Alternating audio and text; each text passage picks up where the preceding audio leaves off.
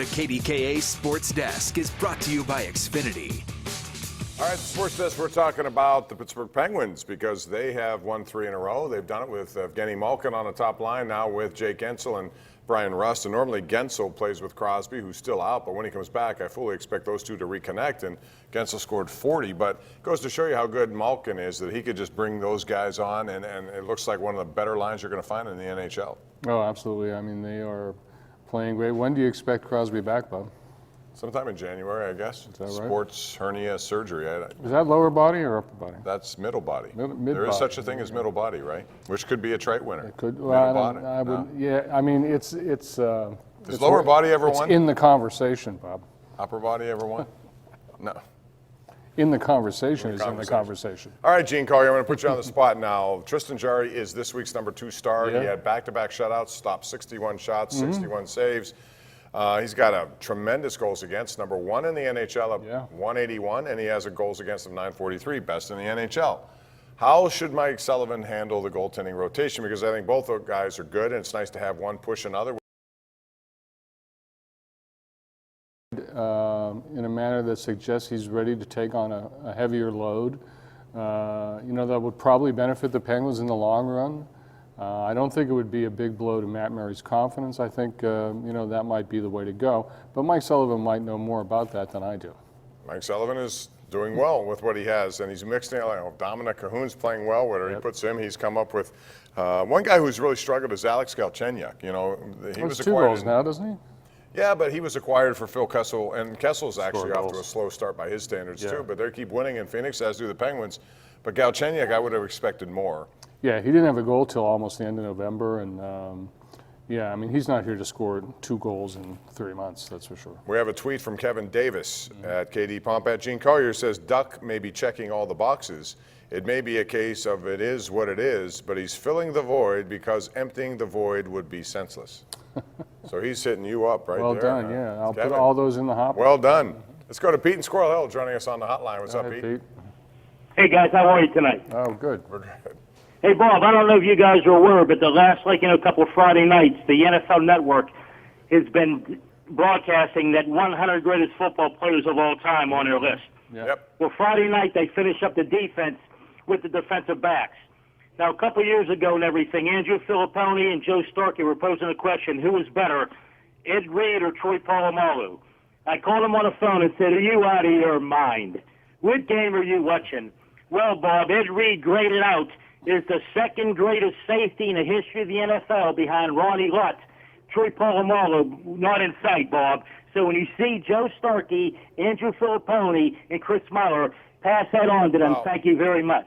Pete, listen, to me, they're both worthy of it. There are only 6 spots, so it's a hard to, and I'm never going to argue against Ed Reed because he was sensational. He was a ball-hawking man who made things happen back there, one of the best ever. But I think Troy Polamalu is also on the list. Unfortunately, you only have 6 of those positions that they made available, so someone's going to be left off. He wasn't the only one. Brian Dawkins left off. You can make a case for him. Charles Woodson, I can make a case for him. He was left off. There are a lot of guys in that conversation. Well, that's what this whole thing exists for, to have these conversations, which really are pretty pointless. I mean, you know, the difference between Ed Reed and Troy Polamalu is the difference between Mozart and Beethoven. Who do you like better? That's all. They both did wonderful things for the teams, and Exactly. they were, you know, players who both pretty good. Yeah, generational type of players. Troy Polamalu did stuff statistically did not back up, but boy, he was covering ground better than any safety in the game, and I think it made it easier on people who were back there with him because he took chances. You needed someone to cover up for him, and I think Ryan Clark did a very good job during his time here.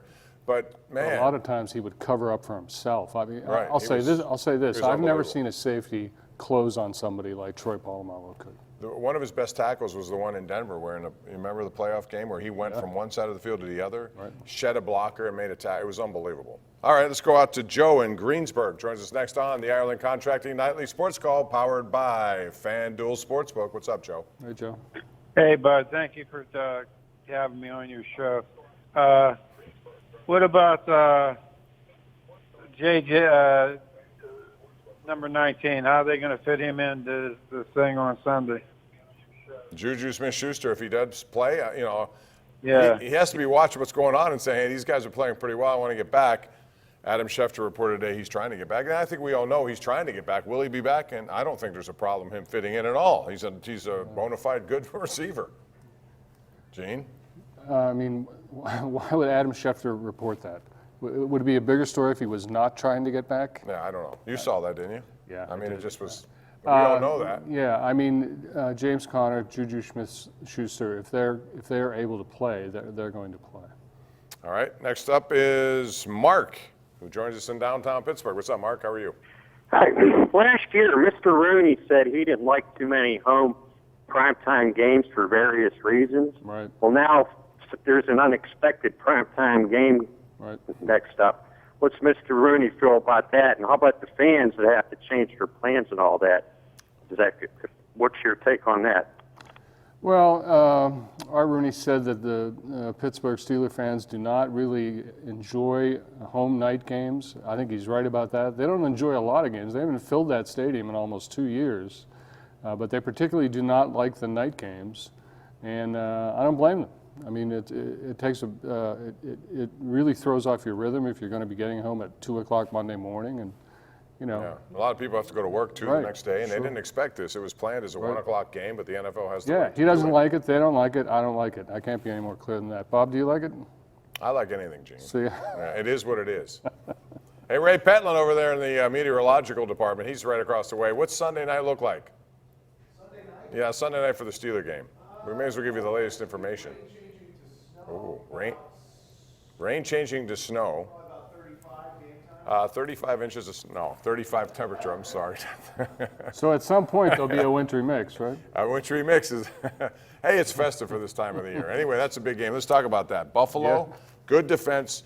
You know, they gave Lamar Jackson a lot of problems yesterday, although he was good enough to still ad-lib his way to a win, and Baltimore's just red hot right now. But the one thing I've noticed about Josh Allen, their quarterback, is if you put pressure on him, like any quarterback, you're gonna probably get some turnovers, and that's what Baltimore did.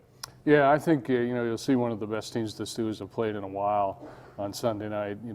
Buffalo is playing really the best team in the league, Baltimore, and they did a good job with them. They just didn't win the game at the end, but I think Sunday night would be a very difficult game for the Steelers. Marilyn and Munhall, you're up next. What's up, Marilyn? Hello, Marilyn. Hi. I'd like to ask a hockey question. Sure.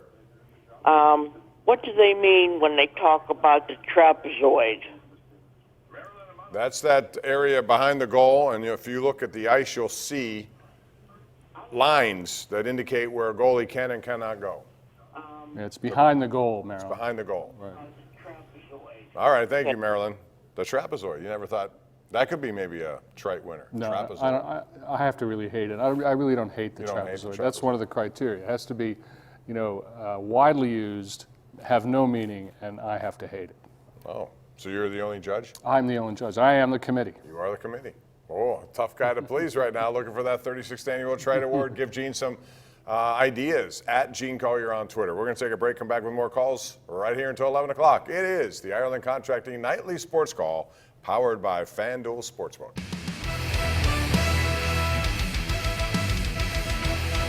Portions of